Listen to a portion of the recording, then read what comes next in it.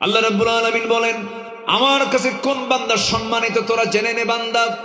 আল্লাহ রাব্বুল আলামিন বলছেন, ইন্না খালাকনাকুম মিন যাকারিন ওয়া উনসা ওয়া জাআলনাকুম শুউবান ওয়া কাবাইলা লিতাআরাফু ইন্না আকরামাকুম ইনদাল্লাহি আতকাকুম। জোরে বলুন আল্লাহু আকবার। আমি তোমাদেরকে এক পুরুষ এবং এক নারী থেকে, এক নর এবং নারী থেকে সৃষ্টি করেছি। সেখান থেকে বিভিন্ন ভাষা দিয়েছি, গোত্র গোত্র ভাগ করে দিয়েছি, যেন তোমরা একে অপরকে চিনতে পারো। তবে তোমাদের মধ্যে সৈয়দ, মির্জা, মোগল, পাঠান, সরকার, সম্রাট, এই সমস্ত শেখ, এই সমস্ত বংশগত পরিচয় আমার কাছে দামি নয়। আমার কাছে সেই লোকটাই সবচাইতে সম্মানিত, যে বান্দাটা আমি আল্লাহ আমাকে সবচাইতে বেশি ভয় করে। জোরে বলি সুবহানাল্লাহ। আমার বন্ধুগণ, যেখান থেকে আমি তেলাওয়াত করেছি সেই তেলাওয়াত কি আয়াতের দিকে আস্তে আস্তে চলে যাব। দুনিয়া সাজিয়ে আমরা আখিরাতকে আমরা সুন্দর করে প্রস্তুতি নিয়ে ফেলবো। আখিরাতের দুনিয়া যার সুন্দর সাজানো হয়ে যাবে, আখিরাত তার জন্য মহা বড় নিয়ামতে সে ধন্য হয়ে যাবে, জান্নাত সে পেয়ে যাবে। আখিরাতের প্রস্তুতির জন্য দুনিয়ার জীবনে আমরা 15টা কাজ দিয়ে আমরা আমাদের জীবনটাকে সাজিয়ে নেব। কয়টা কাজ দিয়ে বলেন? বলেন কয়টা? বলেন 15টা কাজ দিয়ে আমরা জীবনটাকে সাজিয়ে নেব। আমি কিন্তু একটাও বলি নাই, ধীরে ধীরে একটা একটা করে বলবো। বলেন সময় দরকার আছে কিনা? আমাকে সময় দিচ্ছেন তো? আমার বন্ধুগণ, আল্লাহ রাব্বুল আলামিন বলেন, ইন্নামাল মুমিনুনা আল্লাযীনা আমানু বিল্লাহি ওয়া রাসূলিহি সুম্মা লাম ইয়ারতাবু ওয়া জাহাদু বিআমওয়ালিহিম ওয়া আনফুসিহিম ফি সাবিলিল্লাহ وجاهدوا بأموالهم وأنفسهم في سبيل الله أولئك هم الصادقون। জোরে বলুন আল্লাহু আকবার। আল্লাহ রাব্বুল আলামিন বলেন, নিঃসন্দেহে প্রকৃত মুমিন তো তারাই যারা ঈমান আনবে আল্লাহর উপরে, নবীর উপরে, কোনো সন্দেহ ছাড়াই, এবং যারা জিহাদ করবে আল্লাহর পথে জান দিয়ে, মাল দিয়ে। আল্লাহ বলছেন এই দুইটা কাজ করবে যারা, আমি তাদেরকে সিদ্দিক খেতাব দিয়ে দিলাম। আমার নবীজির সময় এমন একজন সাহাবী, সুন্দর চেহারা ছিল তার, নবীর সামনে দাঁড়িয়ে দাঁড়িয়ে বলছেন, ইয়া রাসূলুল্লাহ আমি কালেমা পড়তে চাই। কালেমা পড়ে নিলেন। 2-3 দিন যেতে না যেতেই তিনি হাউমাউ করে কান্দেন। নবীজি তার কান্না দেখে বলছেন, ও সাহাবী, দিন গ্রহণ করলে মানুষ আনন্দ পায়, তৃপ্তি পায়, মজা পায়, কিন্তু তুমি ইসলাম গ্রহণ করার পরে তুমি হাউমাউ করে কান্দো কেন? কি হয়েছে বলো তো? হুজুর, আমি ইসলাম কবুল করেছি, জীবনের শ্রেষ্ঠ সম্পদ আমি পেয়েছি, ঈমান এনেছি আমি, কিন্তু আমার মনে হয় আপনি বলেছেন আমার জীবনের সমস্ত গুনাহগুলো মাফ হয়ে গেছে আগের জীবনের, কিন্তু আমার কাছে মনে হয় সব গুনাহ মাফ হলেও একটা গুনাহ বুঝে আমার মাফ হয় নাই। রাসূল বললেন, কি গুনাহ করেছো বলো? নবীজির সামনে সাহাবী 2টা হাঁটু সামনে গেড়ে দিয়া বিনয়ী হয়ে বসে গেলেন। বসে বলছেন, ইয়া রাসূলুল্লাহ, ইয়া হাবিবাল্লাহ, জীবনে বহু গুনাহ করেছি, সব গুনাহ যদি আল্লাহ তাআলা মাফ করেন, কিন্তু আমার একটা গুনাহ মনে হয় মাফ হবে না। কি করেছো? হুজুর, নিজের হাতে আমি আমার কন্যা সন্তানকে জীবন্ত পুঁতে হত্যা করেছি। আমার নবীজি শুনেই থমকে গেলেন, শুধু বললেন, শোনো সাহাবী, জীবনে শুনেছি বহু, চোখের সামনে দেখি নাই, তোমার কাছ থেকে আজকে একটু গল্প শুনবো, একটু শোনাও তো দেখি। আমার নবীজি শুধু বলতেন না, মাঝে মাঝে কথা শুনতেন। দীর্ঘ সময় ধরে অনেকের কথা তিনি মনোযোগ দিয়ে শুনতেন। আমার নবী যেমন করে একদিন আলোচনা করছেন, হঠাৎ করে এক সাহাবী দাঁড়ায় বলে, হুজুর আমার কিছু ওয়াজ আছে। রাসূল বলেন, তোমার কি ওয়াজ আছে বলো? হুজুর, আমার কি সেই ওয়াজ নাকি আমার জাহেলি যুগের একটা ওয়াজ আমি আপনাকে শোনাবো। সেই জাহেলি যুগের কথাটা হলো, হুজুর সারা জীবন একটা মূর্তির আমি উপাসনা করতাম, আমি তাকে আমার রব মনে করতাম, দেবতা মনে করতাম, ভাগ্যের প্রতীক মনে করতাম। সেই রবটাকে, সেই দেবতাকে আমি আমার বুকে রাখতাম, পিঠে রাখতাম, আমার হাতের সঙ্গে রাখতাম, কোথাও গেলে সাথে নিয়ে চলে যেতাম, ভাগ্যের প্রতীক মনে করতাম। হঠাৎ একদিন লম্বা সফরে বের হয়েছি, হঠাৎ শৌচকার্যের প্রয়োজন হলো, হাজতের প্রয়োজন হলো। করলাম কি, সেই মূর্তিটাকে, সেই ভাগ্যের প্রতীকটাকে আমি আস্তে করে করলাম কি, উঁচু একটা জায়গায় রেখে দিলাম। যত্নে রেখে আমি আড়ালে চলে গেলাম, পেশাব পায়খানা করে আসলাম। শৌচকার্য সম্পূর্ণ করে এসে হুজুর সে আমার দেবতার দিকে আমি তাকায় দেখি আমার দেবতার মাথা থেকে পা পর্যন্ত আপাদ মস্তক পানি দিয়ে ভেজা। ভাবলাম মনে হয় রহমতের পানি ঝরছে মনে হয়।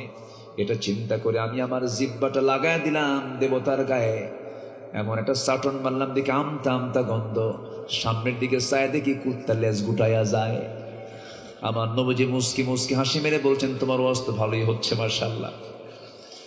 আমার নবীজি মুস্কি মুস্কি হাসি মারলেন, সাহাবায়ে কেরাম আওয়াজ দিয়ে হাসি দিলেন। এরপরে রাসূল বলছেন, এরপরে তুমি কি করলে বলো হুজুর? কুকুরের চিত্র যখন চোখের সামনে ধরা পড়লো আমার রাগ উঠলো চরম। সারা জীবন তোর এত সম্মান করলাম, তুই তোর নিজের অস্তিত্ব রক্ষা করতে পারিস না। ঠিক আছে, তোর রুবুবিয়তের 12টা বাজাই। হুজুর দুই হাতে নিয়ে এমন জোরে সজোর আঘাত করলাম, জমিনে ভেঙ্গে চুরমার হয়ে গেল। আপনার কাছে এমন রবকে পেলাম যে রব হচ্ছেন আসমান জমিনের অনেক বড় রব। যেরকম সুবহানাল্লাহ। আমার নবীজি বললেন, সাহাবী কি হয়েছে বলো? চোখে পানি টলমল করছে আর বলছেন, হুজুর বইয়ের গর্ভে পেটে সন্তান এসেছে 6 মাস। বললাম যাও না, তোমার বাবার বাড়ি চলে যাও, সন্তান ছেলে হলে নিয়ে আসবে, মেয়ে হলে জীবন্ত পুঁতে হত্যা করবে। চূড়ান্ত রায় দিলাম। বউটা আমার অজান্তে মেয়ে সন্তান হয়েছে, আমাকে বলল মৃত সন্তান। সন্তানটা আমার চোখের আড়ালে বড় করেছে। 6 বছর হয়ে গেছি, কিন্তু আমি জানি না আমার সন্তানটা পৃথিবীতে বেঁচে আছে মেয়ে সন্তান হয়ে। হঠাৎ করে আমার চোখের সামনে কিন্তু ধরা পড়ে গেল। আমার মতো চোখ, আমার মতো হাত, আমার মতো পা। চট করে ধরলাম আমি তার হাত, চেপে ধরে নিয়ে বউয়ের সামনে হাজির করে বললাম, বউ আমার সত্যি করে বলো তো, এর চোখটা আমার মতো দেখা যায়, এর চেহারাটা আমার মতো দেখা যায়, এর হাঁটন চলন ফেরন সবকিছু আমার মতো। আমার মন বলছে এই সন্তানটা আমাদের কেউ হবে।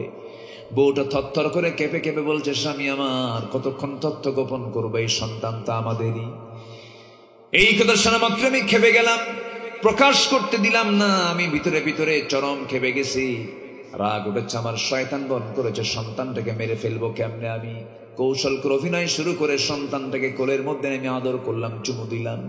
মেয়েটা কেঁদে কেঁদে বলছে, মা তুমি আমাকে আমার আব্বার সঙ্গে আগে পরিচয় করে দিলে কি হতো? আমার বাপটা অনেক ভালো মানুষ, আমাকে কি সুন্দর করে আদর করছে, মোহাব্বত করছে, আমাকে কত সুন্দর স্নেহ করছে।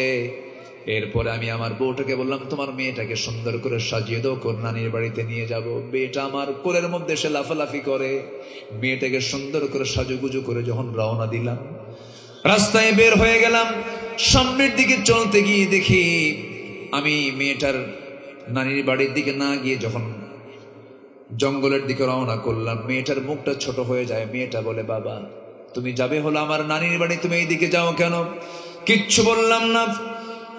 জঙ্গল পার হলাম, হাতের মধ্যে কোদাল নিয়ে গর্ত খনন শুরু করে দিলাম। ঠিক দ্বিপ্রহর দুপুরবেলা গর্ত যখন খনন করছি, হুজুর আমার দাড়ির মধ্যে সিটকে এসে কিছু মাটি ঢুকে যায়। আমার মেয়েটা তার ছোট্ট নখ দিয়া 5টা আঙ্গুল দিয়ে খিলাল করে করে সেই মাটিগুলো সাফ করে দেয়। আমার গায়ের ভিতরে থেকে ঘামগুলো ঝরতেছে, প্রচন্ড গরমে কোদাল মারতেছি, ঘামগুলো ঝরতেছে শরীর থেকে। গামছা দিয়া দিয়া সেই ঘামগুলো মুছে মুছে দেয়ার বলে, বাবা গর্ত খনন কেন করো? তুমি এখানে কি করবা? নানির বাড়ি কি যাবা না নাকি? কিচ্ছু বললাম না। গর্ত খনন যখন শেষ হয়ে গেল, হুজুর অভিনয় শুরু হলো আমার। আবার নতুন করে মেয়েটাকে বললাম, মা হয়েছে। আমার মেয়েটা সরল মনে গর্তটা দেখার জন্য যখন গর্তের কাছাকাছি এসে উকি মেরে দেখতে নিয়েছে, আমি পিছন দিকে চলে গেলাম। পিছন থেকে এমন জোরে সজোরে ধাক্কা মারলাম, এক ধাক্কা মেয়েটা গর্তের মধ্যে উপর হয়ে পড়ে গেল।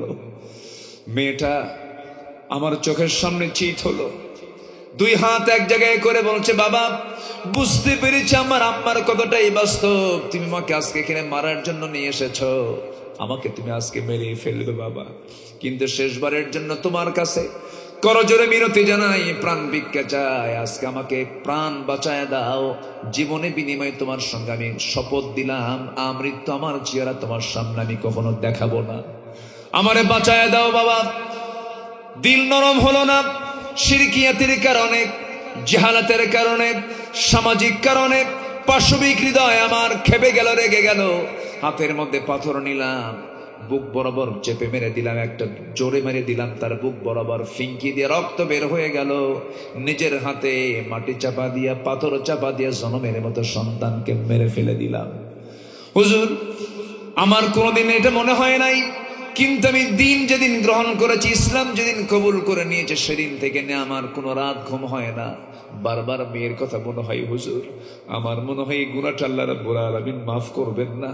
রাসূল বলছেন, ওরে ও আমার সাহাবী রে, এর চেয়েও যদি কোনো বড় অপরাধ তুমি ইসলাম পূর্ব যুগে করতে, ইসলাম গ্রহণ এমন একটা বিষয়ের নাম, আল্লাহ রাব্বুল আলামিন সব গুনাহগুলো ইসলাম গ্রহণের মধ্য দিয়ে মাফ করে দেয়। আমার বন্ধুগণ, সেই মানুষগুলো এত ভালো হলেও কেমনে? ওমরের মতো মানুষ রাসূলকে খুন করার জন্য তরবারি হাতে নিয়ে বের হয়েছিলেন। সেই ওমর জগৎধন্য একজন ব্যক্তি হয়েছেন কেন? অন্য কোনো জাদু মন্ত্র নয়, একমাত্র কি মানার কারণে। বলেন, আসতে বলবেন না কি মানার কারণে? আমরা শ্রেষ্ঠ হব কি দিয়া? আসতে বলবেন না কি দিয়া? কোরআনকে সবাই মানতে রাজি আছেন নাকি? সবাইকে মানতে রাজি আছি?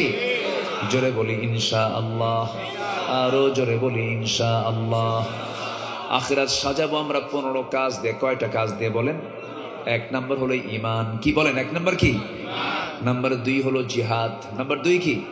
জিহাদ। জিহাদের দরকার আছে না নাই? বসে আছেন, এটাও জিহাদ। বলি আলহামদুলিল্লাহ। কষ্ট করে আসছেন, এটাও কি? জিহাদ। ফজরে উঠতে মন চায় না, ওজুর পানি ঠান্ডা উঠতেছে নামাজ পড়তে, এটা কি? জিহাদ।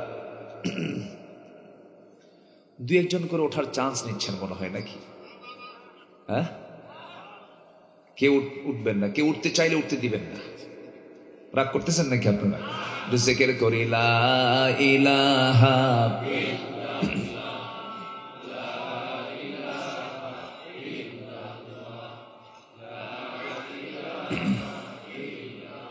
আরো জোরে লা ইলাহা, আরো জোরে লা ইলাহা, লা ইলাহা ইল্লাল্লাহু মুহাম্মাদুর রাসূলুল্লাহ সাল্লাল্লাহু আলাইহি ওয়াসাল্লাম। 15 কাজের মধ্য দিয়ে আমরা আখিরাতকে সাজিয়ে নেব। আখিরাতের প্রস্তুতির জন্য দুনিয়াকেও সাজাবো 15 কাজ দিয়া। নাম্বার 1 হলো ঈমান আনবো। কার উপরে? আসতে বলবেন না কার উপরে? নামাজ পড়বো কয় ওয়াক্ত? আসতে বলবেন না কয় ওয়াক্ত? আমার দেশে নামাজি বেশি না বেনামাজি বেশি? কেন বেশি হলো? কি জন্য বেশি হলো? বেনামাজিতে এত থাকার কথা ছিল না। দেশ শাসন করেছে 53 বছর যারা, সবার নামের আগে মুহাম্মদ থাকলেও তারা ইসলাম দেশে কায়েম করে নাই। কেউ দেশ চালিয়েছে 25 বছর, কেউ চালিয়েছে 16 বছর, কেউ চালিয়েছে 9 বছর। মাঝখান দিয়ে মঈনুদ্দিন, ফখরুদ্দিন এই গ্রুপগুলো চালাইছে কয়েক বছর। সবার পরিচয় মুসলমান হলেও কেউ ইসলাম দিয়ে রাষ্ট্র চালায় নাই। কেউ বলে নাই নামাজ পড়ো রাষ্ট্রীয়ভাবে, কেউ বলে নাই তোমাদের নামাজ পড়তে হবে। আল্লাহ তাআলা 4 দফা দিয়েছেন কোরআনে, যারা ক্ষমতা পাবে তারা 4টা আইন সমাজে চালু করবে। 1 নম্বর নামাজ কায়েম করবে, যাকাত আদায় করবে। এই বিধান কেউ চালু করে নাই। অতএব সব দেখা শেষ, আগামীর দেশ আমরা দেখতে চাই কোরআনের দেশ। রাজি আছেন কারা কারা? হাত উঁচু করে দেখান মুসলমান। কেউ তো স্লোগান দেন না। দেন না স্লোগান, দেন একজন শুরু করেন।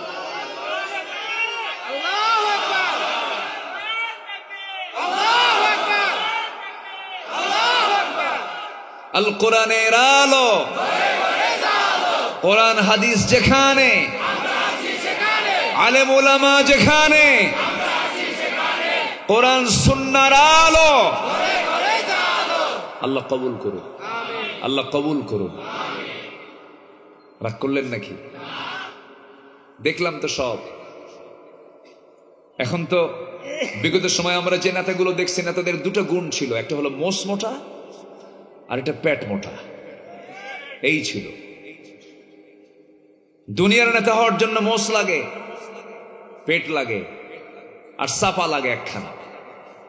কি লাগে? চাপা। কম বক্তব্য শুনে নেই আমরা, বহু শুনেছি, বহু কিছু শুনেছি, সব দেখা শেষ।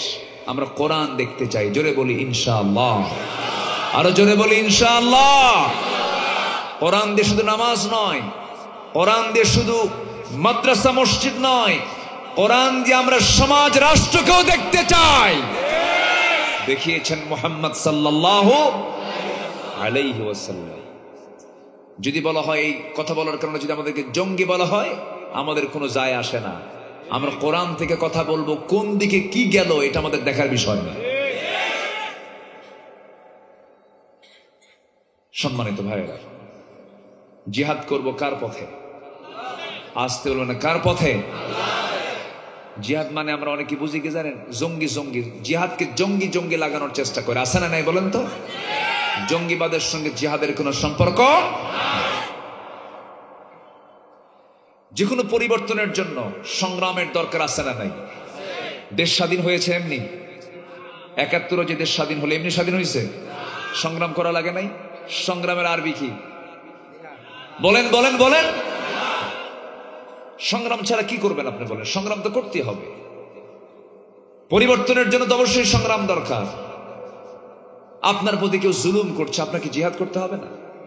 জিহাদ করে জুলুমকে মিটিয়ে দিতে হবে। সম্মানিত ভাইয়েরা, সম্মানিত বন্ধুগণ, আমার নবীজি 23 বছরের 10 বছর, একটানা 10 বছর মদিনায় তিনি ছিলেন। ৮৬টা যুদ্ধ তিনি 10 বছরে করেছেন। কয়টা বলেন? ৮৬টা। তাহলে গড়ে প্রত্যেক বছর কয়টা করা হয়? ৮টারও বেশি, ৯টার কাছাকাছি। তিনি নিজে ২৭টি যুদ্ধের তিনি নেতৃত্ব দিয়েছেন সামনে থেকে। আল্লাহু আকবার বলেন। কে কে বলেন? তার নাম কি? মুহাম্মদ সাল্লাল্লাহু আলাইহি ওয়াসাল্লাম। রাসূল ২৭টা যুদ্ধের তিনি নেতৃত্ব দিলেন। যুদ্ধ করতে হাতে কি নিয়েছেন বলেন? ওই সময়ের যে আধুনিক অস্ত্র তা নিয়েছেন। ওই সময় তার রাস্তা বলে ৭ থেকে ৮টা ঘোড়া থাকতো। ৭ থেকে ৮টা ঘোড়া থাকতো। তিনি বর্ষা ইউজ করেছেন, বল্লম ইউজ করেছেন, হেলমেট ইউজ করেছেন, লৌহ বর্ম পড়েছেন, মোকাবেলা করেছেন। খন্দকের দিন 4 দিন খাবার খেতে পারেননি। খন্দকের পরিখা খনন করেছেন, কোদাল মেরেছেন। কোদাল মারতে মারতে আমার নবীজির 4 দিনে ওই যে কোমর কুজো হয়ে গেছে, মৃত্যুর দিন পর্যন্ত আমার নবীজি কোমর সোজা করে দাঁড়াতে পারেন নাই। ইসলাম এমনি আসে নাই। উহুদের ময়দানে রাসূল কি মারটা না খেলেন। যে নবীজির গায়ে মাছি পড়তো না, যে নবীজি সূর্যের নিচে হাঁটলে পরে সূর্যের নিচে আল্লাহ তাআলা মেঘ দিয়ে ছায়া দিয়ে দিতেন। জোরে বলি সুবহানাল্লাহ। সেই নবীজি উহুদের ময়দানে একাকী পড়ে গেলেন। রাসূলকে তারা টার্গেট করে ফেলেছে, কারণ এই লোকটাকে মারলেই ইসলাম শেষ। আমার নবীজিকে টার্গেট করে ফেললো উহুদের ময়দানে। রাসূলকে তারা দুনিয়া থেকে বিদায় করার মানসিকতা নিয়ে বৃষ্টির মতো যখন তীর মারা শুরু করেছে, সাহাবী 10 জন এসে নবীর সামনে স্টিল নাও দাঁড়িয়ে গিয়ে বলছে, হুজুর নড়াচড়া করবেন না, যত তীর লাগুক আমাদের গায়ে লাগুক, আমরা আপনার গায়ে লাগাতে দেব না। 10 জনের 9 জনই দুনিয়া থেকে বিদায় নিলেন।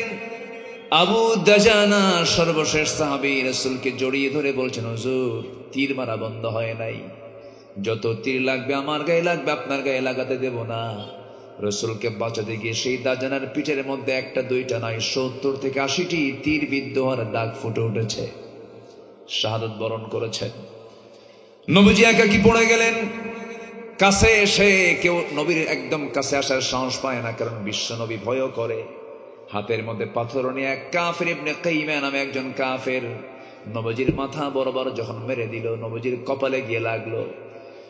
কপালের ভিতরে হেলমেট ছিল মাথায়, হেলমেটের চিকন লোহা নবীজির কপালের মধ্যে গেঁথে গেল। নবীজির শক্ত কপালের হাড়ের মধ্যে যখন লোহার ফলা যখন ঢুকে গেল, আরেকটা পাথর মেরে দিল গাল বরাবর। শিরস্ত্রাণের চিকন লোহা আরেকটা ফলা গালের মধ্যে ঢুকে গেল। আর একটা পাথর যখন মেরে দিয়েছে, নবীজির সামনের সুন্দর দুটা দাঁত ভেঙে পড়ে গেল। একই মুখের মধ্যে 3টে ইঞ্জুরি, কপালে, গালে এবং দাঁতে। আমার নবীজি নিজেকে আর নিয়ন্ত্রণ করতে পারলেন না, নিয়ন্ত্রণ হারায় মুক্ত করে জমিনে পড়ে গেলেন। রাসূল যখন জমিনে পড়ে গেছেন, চতুর্দিকে কাফের মুশরিকরা ঘোষণা করে দিল, মুহাম্মদ নিহত, কুতিলা মুহাম্মদ। রাসূল দুনিয়া থেকে বিদায় নিয়েছেন, এমন কথা যখন সাহাবীদের কানে কানে চলে গেছে, একজন পাগলি সাহাবী, আহারে, মদিনার উপকণ্ঠ থেকে দৌড় মেরে মেরে উহুদ প্রান্তরের দিকে আসতেছেন। বলা হলো, কই যাও? তুমি কি জানো তোমার প্রাণপ্রিয় ভাই আজকের যুদ্ধে মারা গেছে? তিনি বলছেন, ভাই মরুক, সমস্যা নেই, আমার রাসূল আছে কিনা। আরেকজন এসে বলছেন, ও মহিলা, কোথায় যাচ্ছ তুমি? মহিলা বলে, আমি আমার উহুদের ময়দানে রাসূলকে খুঁজতে বের হয়েছি, রাসূল নাকি দুনিয়া থেকে বিদায় নিয়েছেন। তুমি কি জানো মহিলা, আজকের এই যুদ্ধে তোমার প্রাণ প্রিয় স্বামী দুনিয়া থেকে বিদায় নিয়েছেন। সঙ্গে সঙ্গে মহিলা বলছে, আমার ভাই চলে গেছে, আমার স্বামী চলে যাক, কোনো দুঃখ নাই, একটাবার সংবাদ দাও তো রাসূল আমার বেঁচে আছেন কিনা। আরেকজনের সংবাদ দিচ্ছে, মহিলা, তুমি জানো নাকি তোমার কলিজার টুকরা একমাত্র সন্তান আজকে যুদ্ধে শাহাদাত বরণ করেছে। সঙ্গে সঙ্গে মহিলা বলে, সন্তান গেছে, স্বামী গেছে, ভাই চলে গেছে, দুনিয়ার সমস্ত মানুষ চলে যায়, যাক, আমার দুঃখ নাই, একটাবার জানিয়ে দাও আমার প্রাণের রাসূল বেঁচে আছেন কিনা। আরেকজন সাহাবী নবীর মৃত্যুর কথা শুনে, ইয়াং সাহাবী, রাতের বেলায় স্ত্রী সহবাস করেছেন, ফরজ গোসল করে ফরজ নামাজ পড়বেন, সংবাদ পেয়েছেন রাসূল নাই, ফরজ গোসল বাদ দিলেন, ফজরের ফরজ নামাজও বাদ দিলেন। বউকে বলছেন, তরবারি হাতে তুলে দাও, আমাকে বিদায় দিয়ে দাও, নাকের মধ্যে জান্নাতের ঘ্রাণ পাচ্ছি, তোমার সঙ্গে এই দুনিয়ায় নয়, জান্নাতের সিঁড়িতে তোমার সঙ্গে দেখা হয়ে যাবে। তিনি চলে গেলেন যুদ্ধের ময়দানে, তিনিও শাহাদাত বরণ করলেন। আমার নবীজি ওইদিকে মুখ থুবড়ে জমিনে পড়ে গেছেন।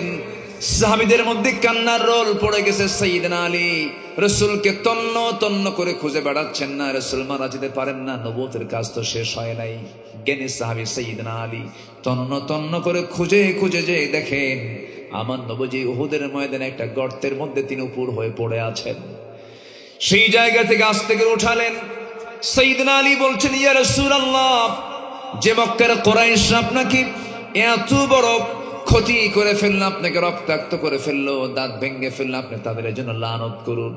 আমার নবীজি রক্তাক্ত চেহারা নিয়ে বলছে, আলী, আমি কাউকে লানত করবো না, তবে একটা কথা আলী জেনে রেখে দিও, বিশ্ব নবীর রক্ত যে জমিনে স্পর্শ করেছে, এই জমিনেই দেখতে পাবে আল্লাহর দ্বীন কায়েম হয়ে গেছে। জোরে বলি সুবহানাল্লাহ।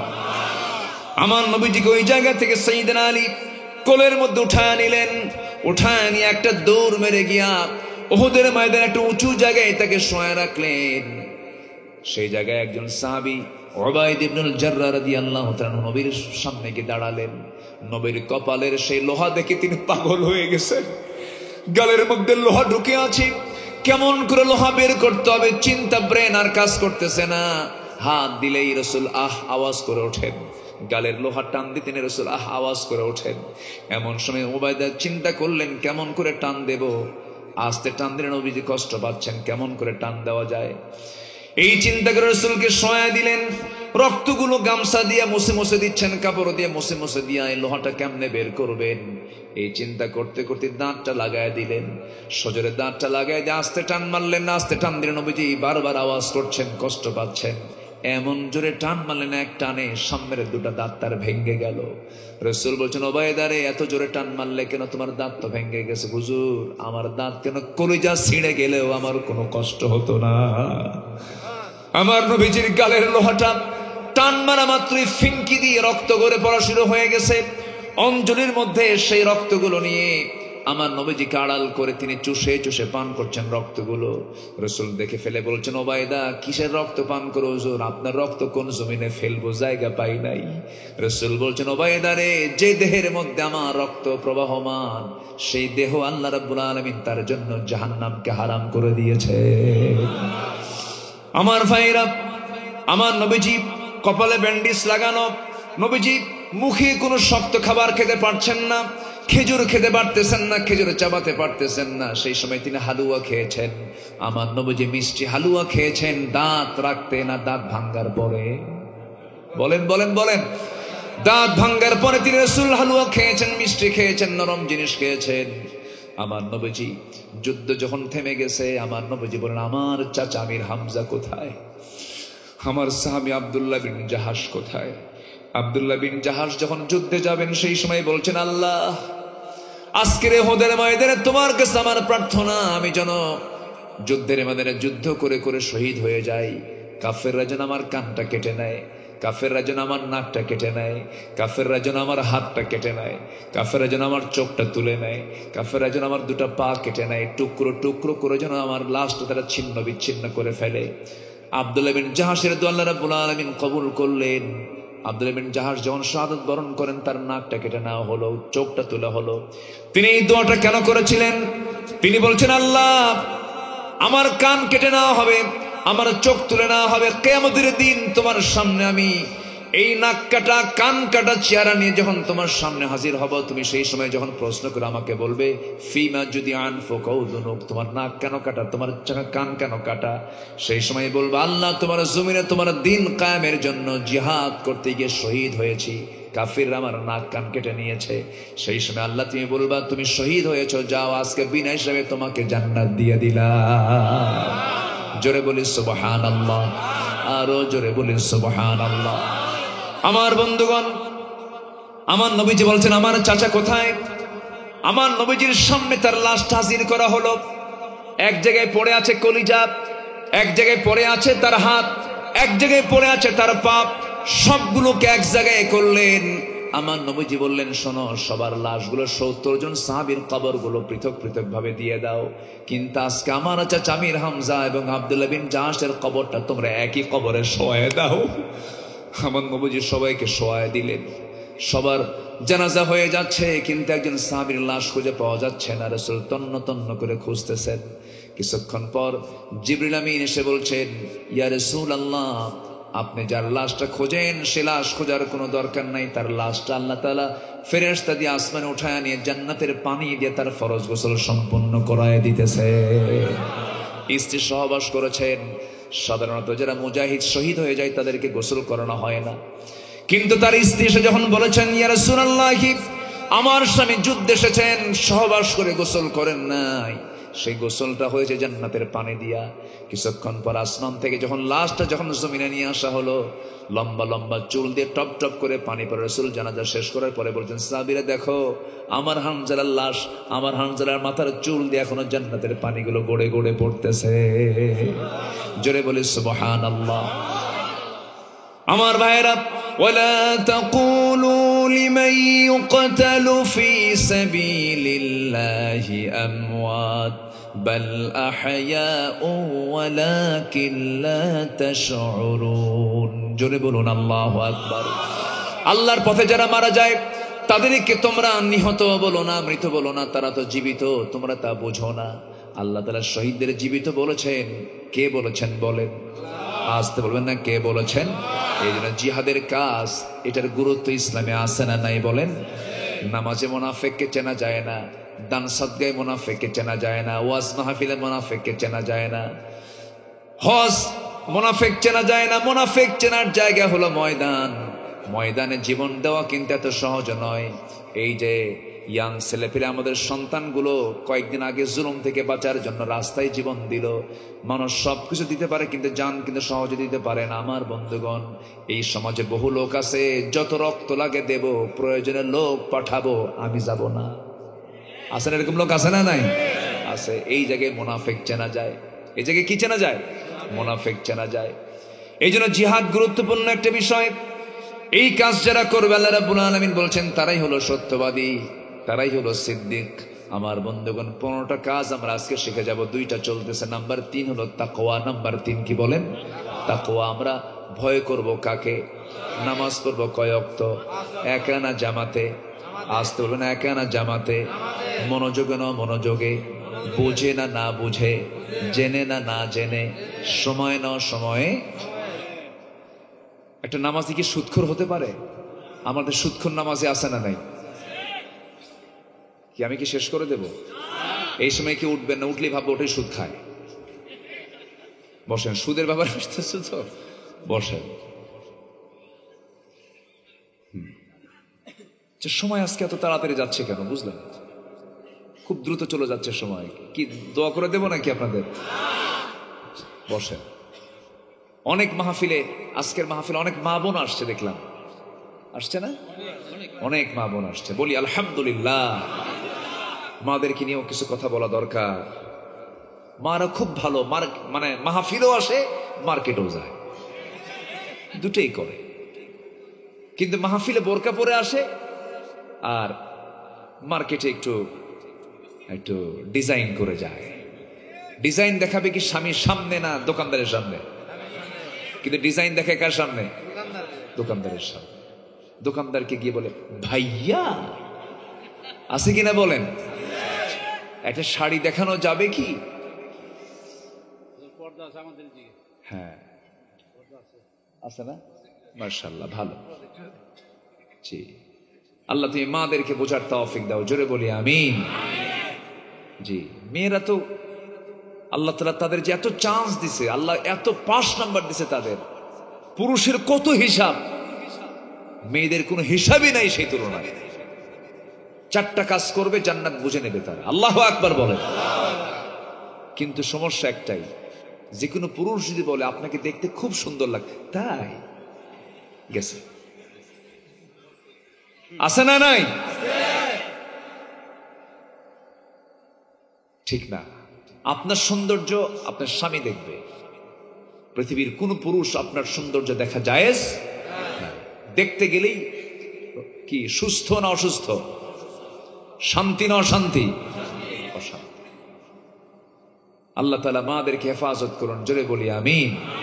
আরো জোরে আমিন। মাদের কথা একটু পরে আসতেছে, বলবো। আজকে মন খুলি কথা বলছি আমি, বলি আলহামদুলিল্লাহ। ভালো লাগতেছে, সুস্থ বোধ হচ্ছে। এখানে আল্লাহওয়ালা কিছু মানুষ বসে আছে, বলি আলহামদুলিল্লাহ। সবাই ফজর পড়বেন তো? ফজর কারো বাদ যাবে না তো? নামাজ মূলত শুক্রবার না 5 ওয়াক্ত? বছরে 2 বার না 5 ওয়াক্ত? একজন ইমানদারের সবচেয়ে বড় পরিচয় হলো কয় ওয়াক্ত নামাজ পড়া? 5 ওয়াক্ত নামাজ পড়া। যুবকরা, তোমরা গ্রামে গ্রামে, তোমার গ্রামে তুমি লিস্ট করবে কারা নামাজ পড়ো না, তাদের বাড়িতে বাড়িতে দাওয়াত নিয়ে পৌঁছাবে। এবং তোমাকে সতর্ক থাকতে হবে গ্রামে যেন কোনো নোংরামি না হয়। এই গ্রামে তাফসীর মাহফিল হলো, এই গ্রামে কোনো নাচ গানের কোনো আসর হবে না, এটা মাথায় রাখবা। তোমার গ্রামে তুমি দেখবা কোন বাড়ির মহিলা, কোন বাড়ির মেয়ে বোরকা ছাড়া, উলঙ্গ হয়ে, অর্ধলগ্ন হয়ে, লিপস্টিক লাগায়া, বোরকা পরে না পরে রাস্তায় বের হয়।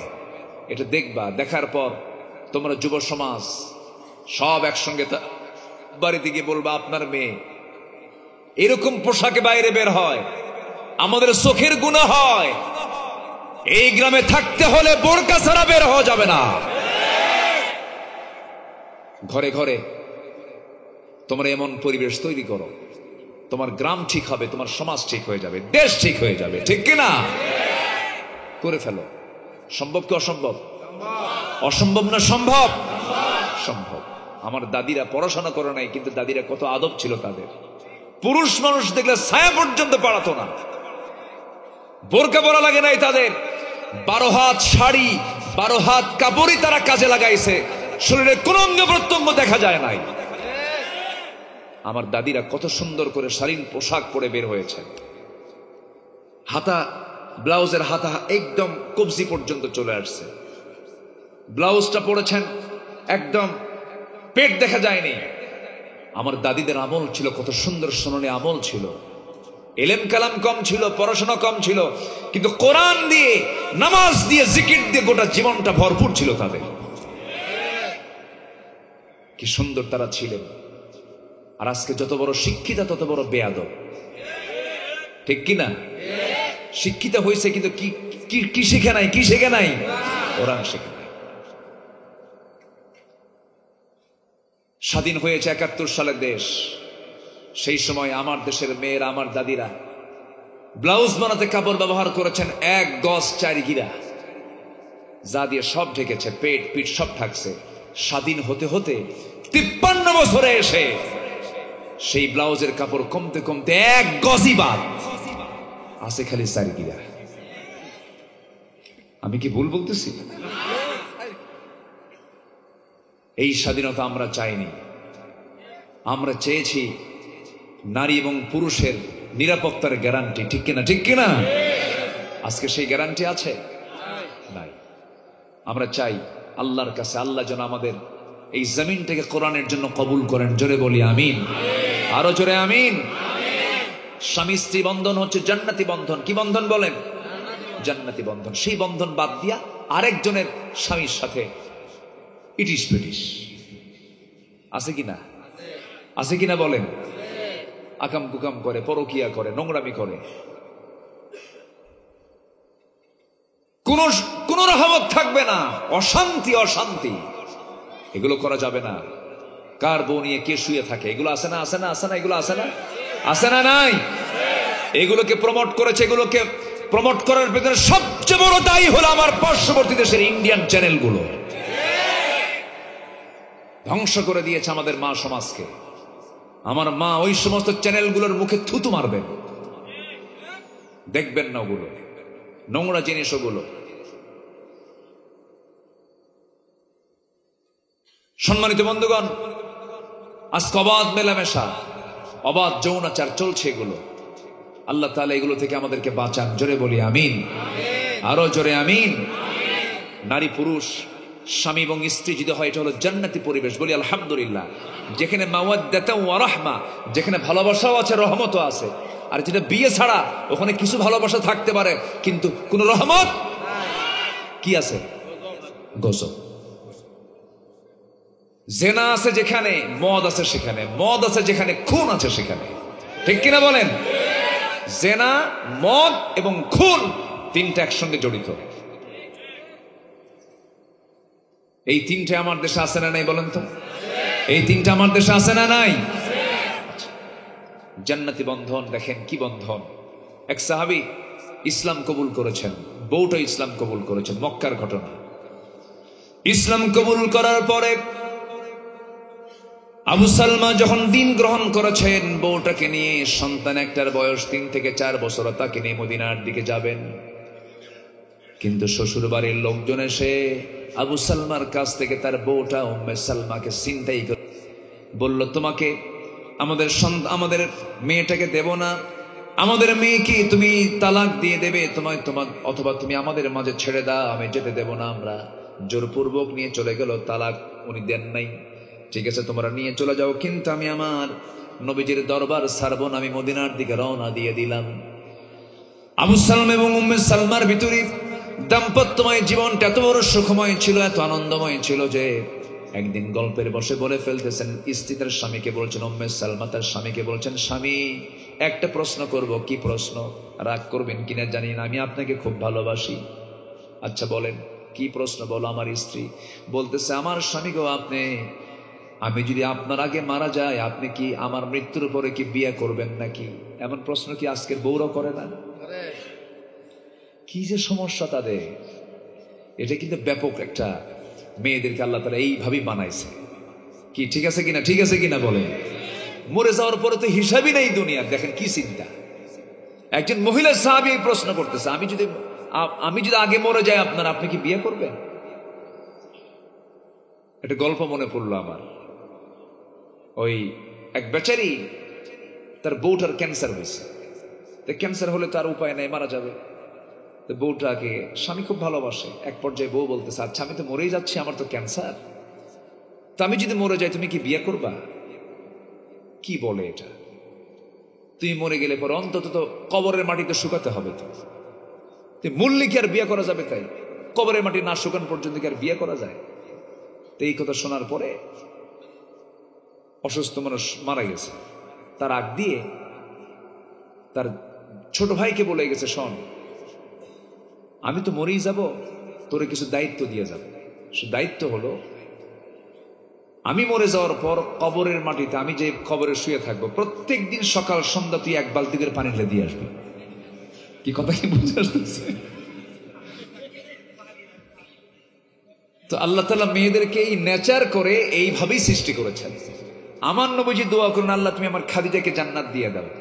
পিছন থেকে আম্মা জান আয়েশা নাম দোয়ার মধ্যেই বলতেছে, ওই বুড়ির জন্য এখনো দোয়া করা লাগে। আল্লাহ তাআলা নারীদেরকে এরকম করে বানিয়েছেন। উম্মে সালমা বলতেছেন, আমার স্বামী আপনি কি আমার মৃত্যু হলে আগে যদি হয় আপনি কি বিয়ে করবেন? আবু সালমা মজা করে মুস্কি হাসি মেরে বলছে, তোমার কি মনে হয় বলো? কামার মন বলে, আপনার আগে যদি আমার মৃত্যু হয়ে যায় আমি আপনাকে দারুণ ভালোবাসি, আমার ভাগ আমি কাউকে নিতে দেব না, আপনি বিয়ে করতে পারবেন না। সঙ্গে সঙ্গে আবু সালমা বললেন, শোন আমার স্ত্রী, আমি তোমাকে দারুণ ভালোবাসে, যাও তোমার ভালোবাসাকে প্রাধান্য দিয়ে আমি ওয়াদা করলাম, তোমার আগে যদি আমার আগে যদি তোমার মৃত্যু হয়ে যায় আমি কখনো বিয়ে করব না, তবে তোমার আগে যদি আমার মৃত্যু হয়ে যায় আমি তোমার জন্য সেই দোয়া করব না, আল্লাহ যেন তোমার সিকিউরিটির জন্য আমার চেয়ে উত্তম স্বামী যেন তোমাকে জুটাইয়া দেন। উত্তম দোয়া কার হলো? স্বামীর। কারণ একটা নারীর সিকিউরিটির দরকার আছে না নাই? বলেন তো আছে না নাই?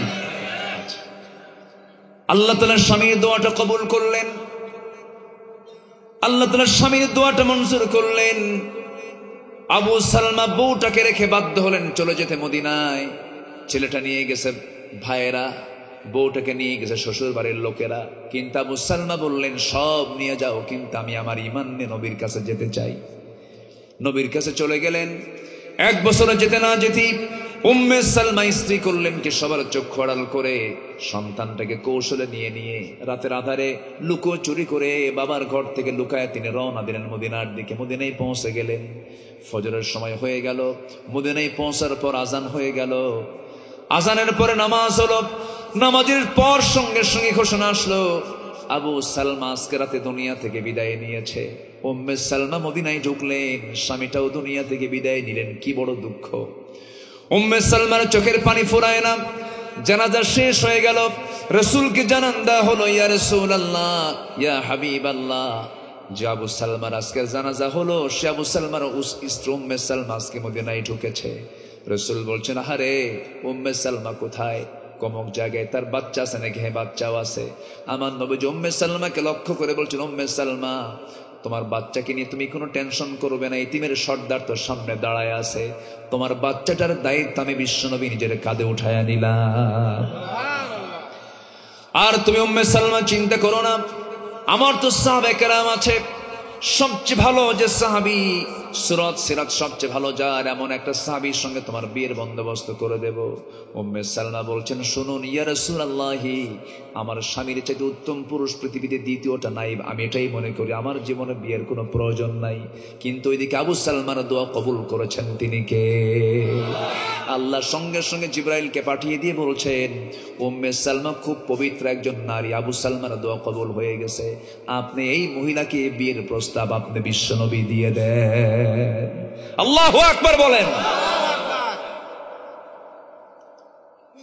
আমার বন্ধুগণ, অনেক অনেক লম্বা লম্বা কথা আছে। এই দুনিয়া থেকে আমরা চলে যাচ্ছি, দুনিয়াকে সাজাবো আখিরাতের কারণে, আখিরাতের প্রস্তুতি নেবার জন্য আমরা দুনিয়াতে 15টা কাজ করে যাব।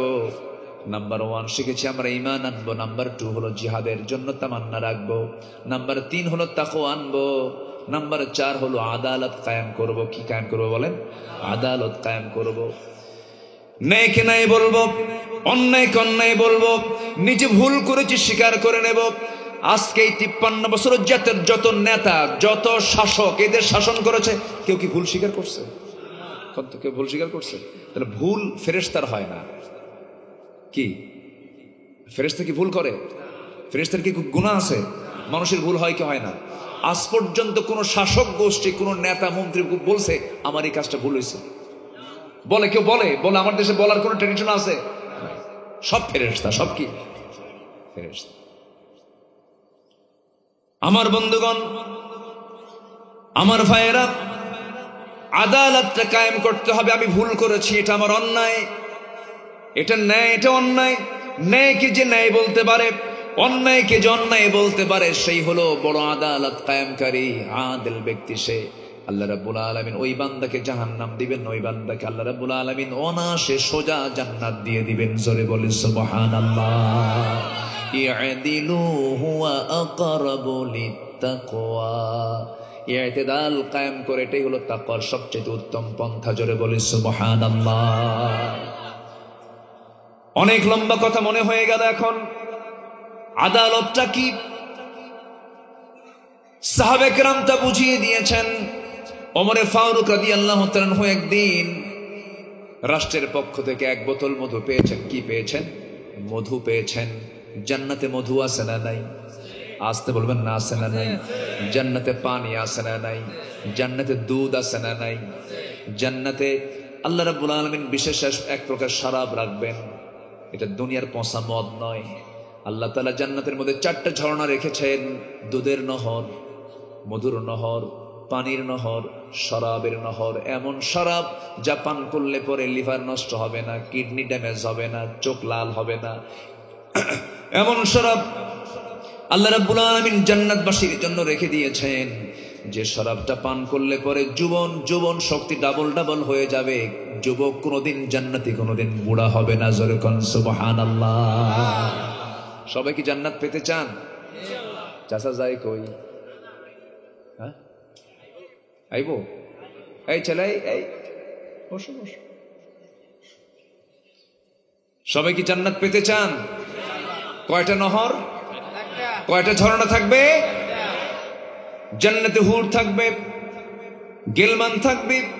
এত সুন্দরী সুন্দরী হুর আল্লাহ রাব্বুল আলামিন জান্নাতে রেখে দিয়েছেন, যে সুন্দরী নারীগুলোর চামড়াগুলো স্বচ্ছ কাঁচের মতো থাকবে, ভিতরের হাড় পর্যন্ত দেখা যাবে। তাদের মুখের থুতু যদি জমিনে যদি ফেলে দেওয়া হতো, গোটা জমিন সুগন্ধে ভরপুর হয়ে যেত। যুবকরা, কোন নারীর পিছনে দৌড়াও? ওই জান্নাতের হুরকে পেতে হলে দুনিয়াতে কোনো অবৈধ সম্পর্ক রাখা যাবে না। তুমি যে বিয়ের মধ্য দিয়ে যে বৈধ সম্পর্ক করবে, বউটা যদি ভালো হয়, সেই জান্নাতের মধ্যে তোমার বউটা তোমার জন্য হুর হয়ে যাবে। যেরকম সুবহানাল্লাহ। দুনিয়াতে নোংরামি করা যাবে না। আল্লাহ রাব্বুল আলামিন এই সমস্ত অফারগুলো দিয়ে রেখেছেন, জান্নাতের অফারগুলো দিয়ে রেখেছেন। এমন হুর দেব যে হুরকে পৃথিবীর কোন জিন ইনসান তাকে কখনো স্পর্শ করে নাই। লাম ইয়াতমিসহুন্না ইনসুন ক্বাবলাহুম ওয়ালা জান্নুন ফাবিআইয়ি আলা'i রাব্বিকুমা তুকাযযিবান। কোন জিনিস ইনসান স্পর্শ করে নাই, এমন হুর তোমার জন্য আল্লাহ রাব্বুল আলামিন জান্নাতে রেখে দিয়েছেন। সেই জান্নাতের হুরকে সবাই নিতে রাজি আছেন নাকি? আস্তে আস্তে কয়, সবাই কি নিতে রাজি আছেন? ওই দেখেন বুড়া চাচাও রাজি আছে। বুড়ি জানলে কিন্তু খবর আছে। তুমি হুরের জন্য পাগল না? আল্লাহ তাআলা মেয়েদেরকে এমন নেচার দিয়েছেন, তারা হুরের গল্প শুনলেও মন খারাপ করে। রাতের বেলা যেন হুরের গল্প নিয়ে যেন একই বিছানায় শুয়ে পড়েন না, তাহলে কিন্তু বেকায়দা হয়ে যাবে। এক পর্যায়ে বলবে, তুমি ওই কাত হইয়া হুর নিয়ে শুয়ে থাকো। কষ্ট পাচ্ছেন নাকি আপনারা? আমার বন্ধুগণ, তাহলে দুনিয়ার মদের ফলাফল হলো মদ খেলে পরে লাঞ্চ পচে যায়, ব্রেন উল্টা পাল্টা হয়ে যায়, ব্রেন এলোমেলো হয়ে যায়, লিভার পচে যায়, লাঞ্চ পচে যায়, চোখ লাল হয়ে যায়, চেহারার সৌন্দর্য নষ্ট হয়ে যায়। কিন্তু জান্নাতের যে শরাব আল্লাহ রাব্বুল আলামিন দিবেন, সেই শরাবটা হবে এমন শরাব যা খেলে পরে চেহারা সুন্দর হয়ে যাবে, যৌবন টকবক করবে, যৌবনের শক্তি ডাবল হয়ে যাবে। জোরে বলে সুবহানাল্লাহ। যুবকরা, এই সমস্ত বিষয়গুলো লালন করো, কোরআনটা সুন্দর করে পড়ো। কোরআনের মধ্যে কত মজা, কত আনন্দ, কত ইতিহাস, কত কাহিনী, কত রেজাল্ট, কত ফলাফল আল্লাহ রাব্বুল আলামিনের মধ্যে দিয়ে দিয়েছেন। এটাই মহাসত্য, এটাই চিরসত্য। এর চাইতে মহাসত্য দুনিয়াতে আর দ্বিতীয়টা নাই। আমার বন্ধুগণ, 15টা কাজের মধ্যে আমরা শিখে নিলাম মাত্র এ পর্যন্ত 4টা। সামনে আরো এখন 11টা রয়ে আছে, আমরা একটা একটা করে শিখবো। জোরে বলে ইনশাআল্লাহ, আরো জোরে বলে ইনশাআল্লাহ। নাম্বার 4 হলো দিনের সঠিক ইলম আমরা হাসিল করব। দিনের জ্ঞান আমাদের অর্জন করার দরকার আছে না নাই? আমরা কোরআন শিখবো, সন্তানদেরকে শিখাবো, মাদ্রাসায় দেব, দিনের শিক্ষা আমরা শিখবো। জোরে বলি ইনশাআল্লাহ। আজকে পরিবার, আজকে সমাজে বাপ মার সেবার হার কমছে না বাড়ছে? বলেন, বাপ মার সেবার হার কমছে না বাড়ছে? শিক্ষার হার কমেছে না বেড়েছে? শিক্ষার হার বেড়েছে, বাপ মার সেবার হার কমেছে। তাহলে শিক্ষার মধ্যে কিছু ভেজাল আছে না নাই? কি শিখে নাই? আজ তুমি কি শিখে নাই? কোরআন শিখে নাই। কোরআনটা শেখায় দেবো, জোরে বলি ইনশাআল্লাহ, আরো জোরে বলি ইনশাআল্লাহ। নাম্বার 6 হলো অধিক সংখ্যক নেক আমল করব আমরা, ভালো ভালো আমলগুলো করার চেষ্টা করব। গুনাহ তো হবেই, বান্দার তো গুনাহ হয়েই যাবে। হঠাৎ করে কোন একটা ভুল হয়ে গেছে, কোন একটা মেয়ের দিকে তুমি তাকাইছো যুবক, হঠাৎ করে তোমার নজরটা চলে গেছে, দ্বিতীয় নজর আর তাকাবে না। আল্লাহ রাব্বুল আলামিন মুজাহিদের সওয়াব তোমার আমলনামায় দিয়ে দিবে। একবার তাকালে গুনাহ হয় না, একবার তাকালে আল্লাহ মাফ করে দেন। কে বলছেন? কে বলছেন? একবার তাকালে মাফ, দুইবার তাকালে পরের বার কি যেন দেখলাম আবার দেখি, তখন গুনাহ হয়ে যাবে। বছর 17 আগে কোন এক মাহফিলে বললাম, প্রথমবার তাকালে মাফ, দ্বিতীয়বার তাকালে পাপ। এক যুবক দাঁড়ায় বলে, হুজুর 1 ঘন্টা তাকায় থাকলে কি হবে? যেরকম নাউজুবিল্লাহ। নোংরামি করা যাবে না, নিয়তটাকে সহি রাখতে হবে। এক সাহাবী বলছেন, হুজুর নতুন ইসলাম গ্রহণ করে বলছেন, হুজুর সব বাদ দেব কিন্তু জেনা বাদ দিতে পারবো না। রাসূল বলছেন, তাই নাকি? হুজুর জেনা আমি বাদ দিতে পারবো না। রাসূল বলছেন, তোমার মার সঙ্গে জেনা করতে আসলে কি করবো? হুজুর জব করবো। তোমার বউকে যদি কেউ জেনা করতে আসে, হুজুর আমি সহ্য করতে পারবো না। তোমার বোনকে যদি জেনা করতে আসে সহ্য করতে, তোমার মেয়েকে সহ্য করতে পারবো না। রাসূল বলে ফেলেন, সাহাবী তুমি যার সঙ্গে জেনা করতে যাবে সে কারো না কারো মা, কারো না কারো মেয়ে, কারো না কারো বোন, কারো না কারো বউ। চোখের পানি পড়তে পড়তে এক পর্যায়ে বলছেন, হুজুর আপনি সত্যি বিশ্বনবী, আল্লাহর কসম আজকের থেকে জেনা বাদ দিয়ে দিলাম।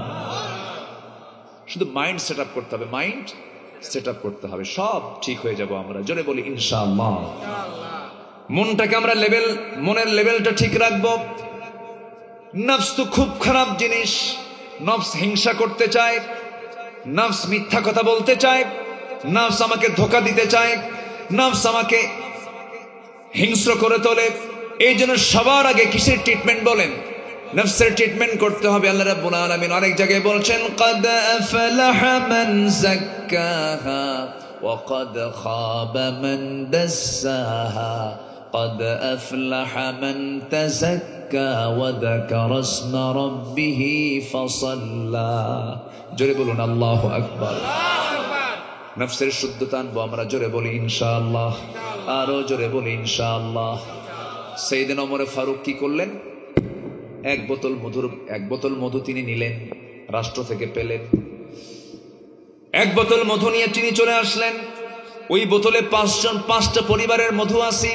ওনার পরিবারের সহ আরো 4 পরিবার, 5 পরিবারের মধু নিয়ে তিনি এসে বউটাকে ডাক দিয়ে বলছেন, বউ আমার, এই যে মধুর বোতল তোমাকে দিলাম, এই মধুর বোতল 5টা সমান ভাগে ভাগ করো, বা মধুগুলো 1 ভাগ আমাদেরকে রেখে 4 ভাগ প্রতিবেশীর ঘরে ঘরে তুমি পৌঁছায় দিবা।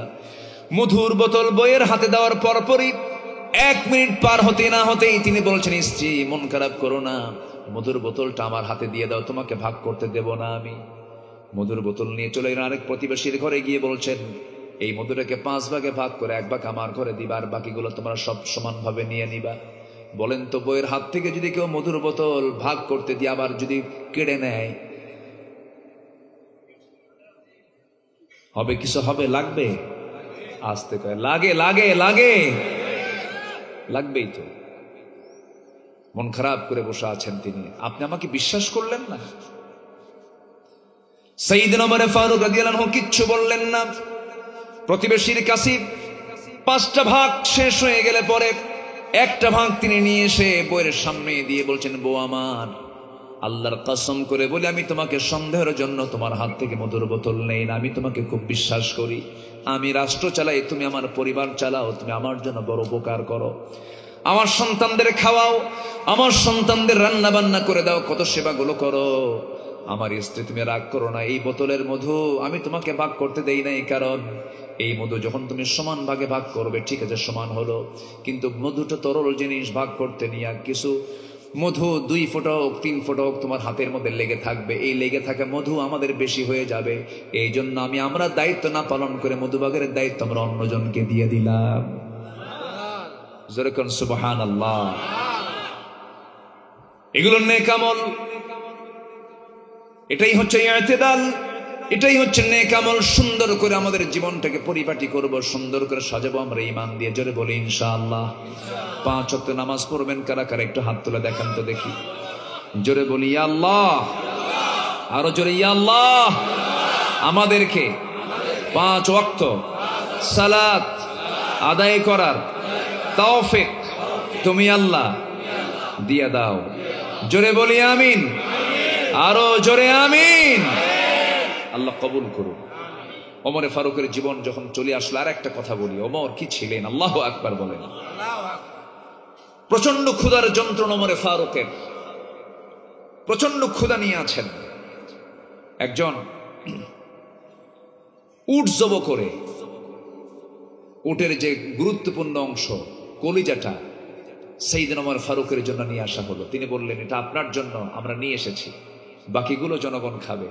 ওমরে ফারুক বললেন, ওমর শ্রেষ্ঠ জিনিস খাবে আর সাধারণ জিনিসগুলো জনগণ খাবে, ওই খাবার ওমর কখনো মুখে নেবে না। আল্লাহু আকবার বলেন। আর 18 লক্ষ কোটি টাকা দেশের ঋণ রেখে তার মধ্য থেকে 11 লক্ষ কোটি টাকা দেশ থেকে যারা পাচার করেছে তারা দেশের বন্ধু হতে পারে না।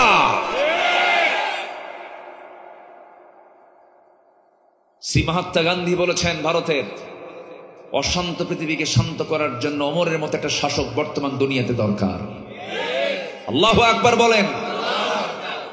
একমাত্র সমাজ শান্তি বিনির্মাণে কোরআনের আইনের বিকল্প নাই। আল্লাহ কবুল করুন। জোরে বলে আমিন, আরো জোরে আমিন।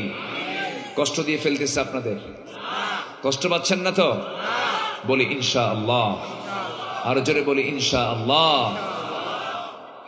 সাইয়েদনা ওমর ফারুকের শাসনামলে হিমসের একজন গভর্নর ছিলেন সাঈদ বিন আমির রাদিয়াল্লাহু তাআলা আনহু। কি ছিল তারা, দেখেন তাদের মধ্যে কি তাকওয়াটা ছিল, কি খোদাভীতি ছিল তাদের মধ্যে। সেই সাঈদ বিন আমির রাদিয়াল্লাহু তাআলা আনহু, তার বিরুদ্ধে জনগণ 4টা অভিযোগ দিল ওমরে ফারুকের আদালতে এসে। বলল যে দেখেন, আপনার গভর্নর 4টা দোষ আমরা তাদের মধ্যে পেয়েছি। কি দোষ? নাম্বার 1, প্রত্যেকদিন অফিসে দেরি করে আসে। নাম্বার 2, সপ্তাহে একদিন আসে না। নাম্বার 3 হলো সন্ধ্যার পর আমরা তার সঙ্গে দেখা করতে গেলে কথা বলে না। নাম্বার 4 হলো মৃগী রোগীর মতো মাঝে মাঝে অফিসের মধ্যে শীত হয়ে পড়ে থাকে, জ্ঞান থাকে না। এই ধরনের গভর্নর আমরা চাই না। আপনি মদিনায় ফেরত নিয়ে নেন। কোথায় ফেরত নিয়ে নেন? তখন মদিনা ছিল ঢাকা, বোঝেন নাই? মদিনায় ফেরত নিয়ে নেন। সাইয়েদনা ওমর ফারুক বললেন, ঠিক আছে, তোমরা গভর্নরকে মদিনায় পাঠাও। তলব করে নিয়ে আসলেন।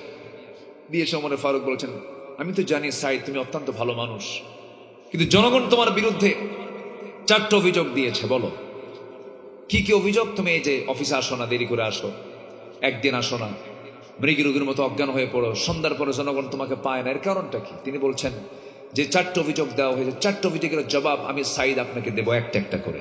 আল্লাহু আকবার বলো। কি তার আল্লাহওয়ালা ছিলেন দেখেন। সাঈদ বিন আমির রাদিয়াল্লাহু আনহু তিনি বলছেন, আমিরুল মুমিনিন আমার বিরুদ্ধে নাম্বার 1 অভিযোগ দিয়েছে, আমি প্রত্যেকদিন অফিসে দেরি করে আসি। দেরি করে আসার কারণ হলো আমি হিমসের একজন গভর্নর হতে পারি, একজন মুখ্যমন্ত্রী হতে পারি, একজন বড় দায়িত্বশীল হতে পারে, কিন্তু আমার পরিবারকে সাজানোর জন্য, পরিবারকে পরিচালনা করার জন্য কিছু কাজের মানুষের প্রয়োজন হয়, কিন্তু আমার বাড়িতে আমি আমার বউ ছাড়া কোনো কাজের মানুষ নাই।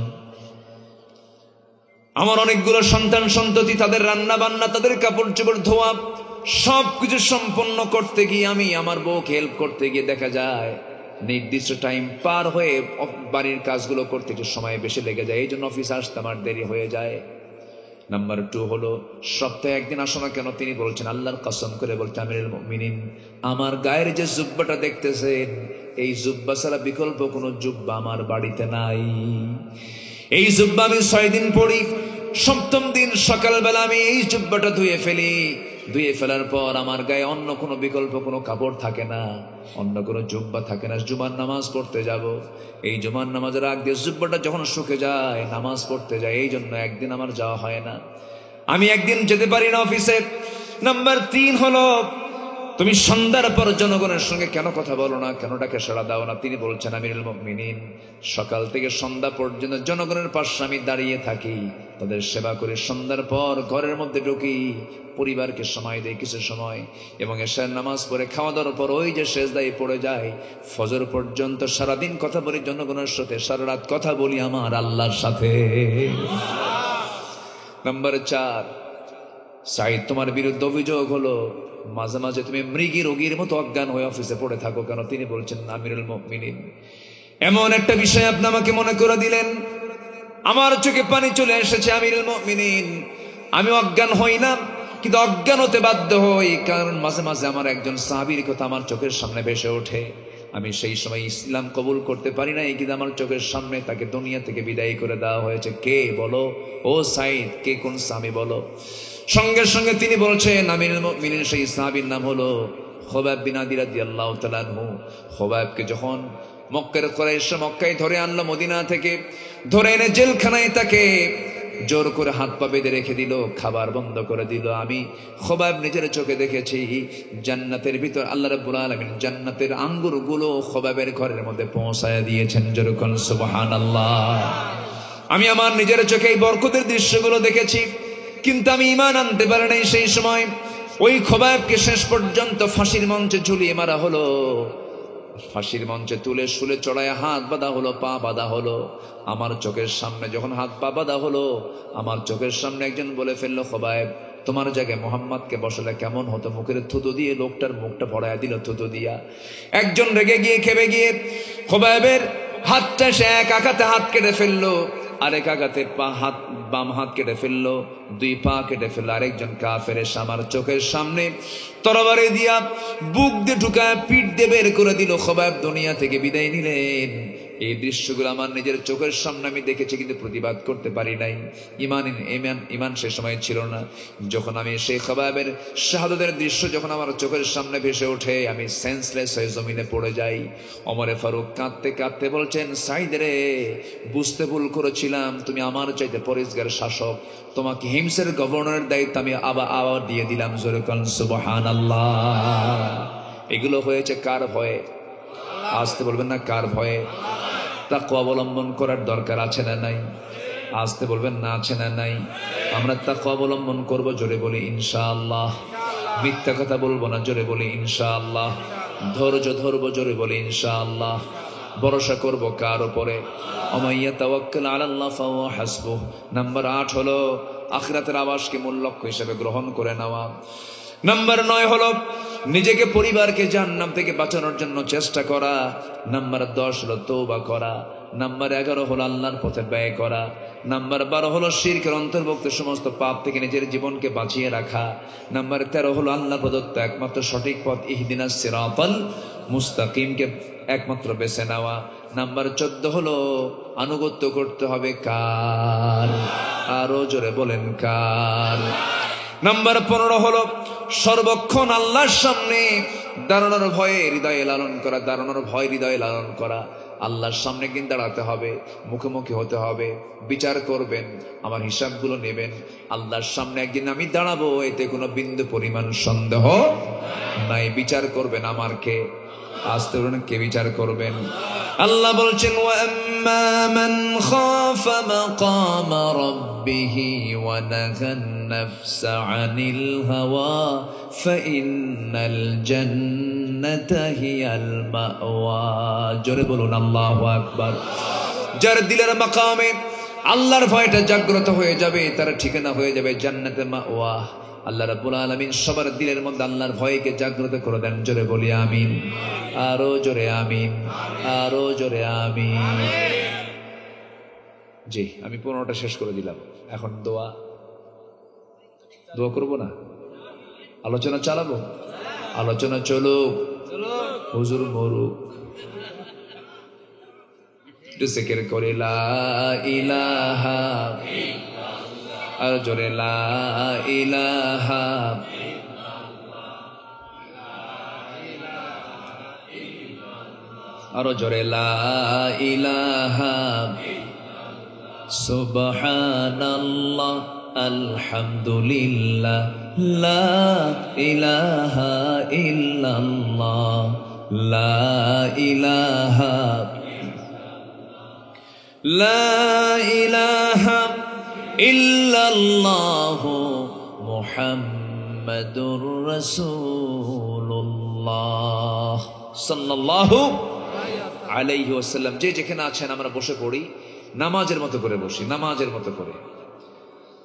12টা ক্রস হয়েছে, আমরা সব দিকে তাকাবো। ফজরের নামাজটা যেন আমাদের মিস না হয়, আল্লাহ কবুল করুন, জোরে বলি আমিন। জাহিদ ভাই সহ হ্যাঁ, গজল শুনবেন? আগ্রহ আছে?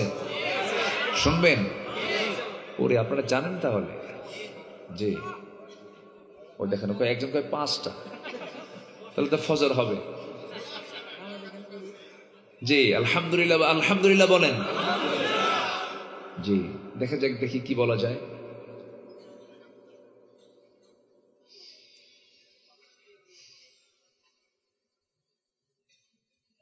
কি যেন কি বললো হুজুর, ওয়াজ তাড়াতাড়ি শেষ করলো না, কি যেন বললো। অনেক হয়েছে, আমরা যা হয়েছে আমরা আমল করব, জোরে বলি ইনশাআল্লাহ। আল্লাহ কবুল করুন, আল্লাহ কবুল করুন, আল্লাহ কবুল করুন।